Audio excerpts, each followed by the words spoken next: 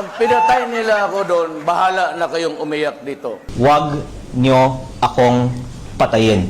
Kapag pinatay ako, patayin mo si BBM, si Lisa Araneta, at si Martin Romales. No joke.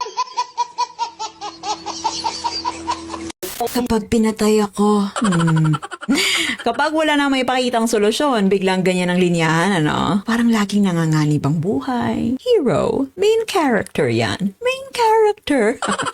Ito yung hero complex na tinatawag natin. Main character syndrome. Of course, wala nato ginabaliwala ang posibilidad, pero kaning mga personalities nga hisgutan nato karon, iba, ginagawang pelikula.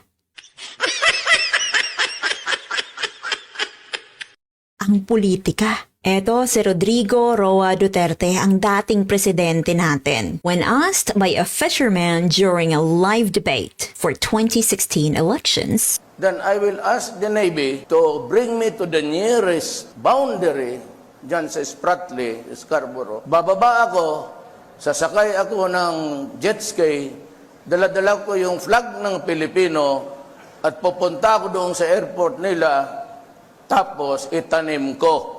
Then I would say, this is ours and do what you want with me. Bahala na kayo. But, pamacho ngayon, backtrack later. Panahon ng kampanya yon.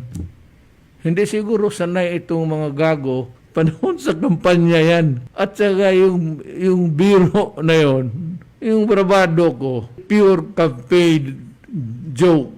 At kung naniniwala kayo sa kabila, I would say that you are really stupid. Tawonsab, ang mga kababayan nating mangingisda na naniniwala sa kanya at bumoto sa kanya dahil sa mga binitawan niyang salita. Alam namin sir, kaming mangingisda lahat dito, matutulungan kami sa yung sinabi ko sa kanya eh. Yun lang pala, joke lang pala yung sinasabi niyang yun. Eh kami nung mangingisda dito, masamang loob namin. Siyempre yun ang sinabi niya, naasahan namin niya na gagawin niya. But sinabi niyong joke-joke lang. Baka din sir, joke-joke lang din siya naging presidente natin. Kaya yung narrative nila na may puso siya para sa mga mahihirap. Mahirap kayo? Putang ina, sige. Magtiis kayo sa hirap at gutom. Wala akong pakialam. Dakong bakak. But-but ninyo. Yung mga mangingisda na nagtiwala sa kanya at binoto siya dahil sa mga salitang binitawan niya, ingnon raman niyag bugo, estupido. Ay nga ano lagi daw mutuo mo, nga giyaw-yaw raman daw to niya, joke raman daw to niya, kay lagi. Campaign period. Kamu ragi gibinuangan na ng Duterte. Matagal ko ng ambisyon niya na maging hero rin ako. Pag pinatay nila ako doon, bahala na kayong umiyak dito.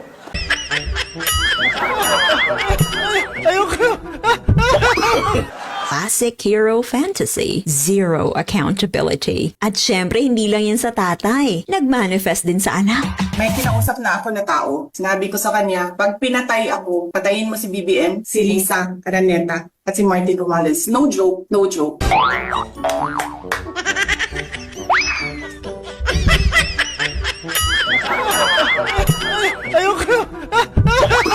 Hoy, kahadlok! Pag namatay ako, sabi ko, huwag ka tumigil hanggang hindi mo mapatay sila. And then he said yes. Hoy, Inday! Nobody gains from killing you. Actually, the law can take care of you. You've given a lot of ammunition against yourself. Sa dinami-dami mong mga kaso and evidence being provided by yourself, you've given your critics plenty of ammunition. So, bakit padudumihan ang kamay ng kung sino ba? And then I cut his head. You. Lalo pa kung alam nila na sila ang magiging #1 suspect pag nateki ka. Make it make sense. Ito naman isa nating main character na meow meow meow meow. Meow meow meow meow meow. Meow meow meow meow So eto kasi siya, kay nagpanataka man ni siya yaw-yaw about Razon and gikasuhan siya og cyber libel case amounting to 110 million pesos in damages. Tapos bago siya nag-apologize, he actually made this and actually deleted na itong post niya sa kanyang Facebook profile. If I am to be killed fighting Enrique Razon, I want all of my money and property to go to stray animals. O diba? How noble.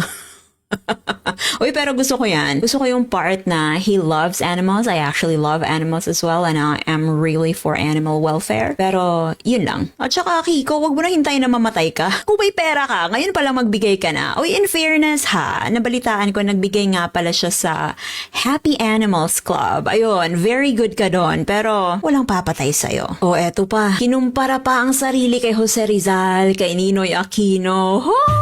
Ako yape! Haplas good din siya og kuan kanang haplas para sa kabuhi. Kay murag ni sa kaayang kabuhi sa uto. If I am to be killed, then I shall die fighting. If I am to be imprisoned, then I shall fight from the confines of my cell.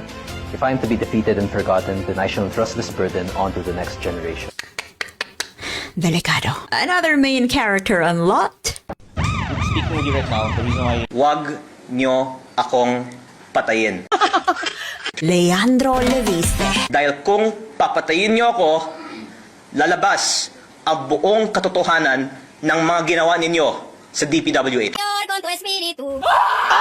So, Leandro Leviste, hanggat humihinga ka, you're not gonna serve the Filipinos the truth. Cabral Files? Giahak. Imbis makatabang, gihugaw-hugawan naman hinuuni mo ang proseso. Kana imong files din ha, dong, kauna na lang na. Lamuna. Kayo talaga? Oh, puro patay-patay, patay-patay. Common thread, self-martyr branding. You know what? Real heroes don't announce their sacrifice.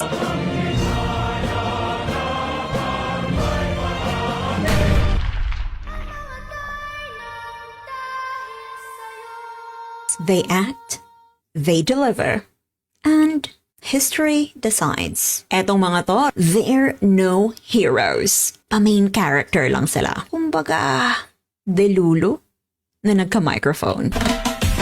Yun lang, mabuhay ang Pilipinas.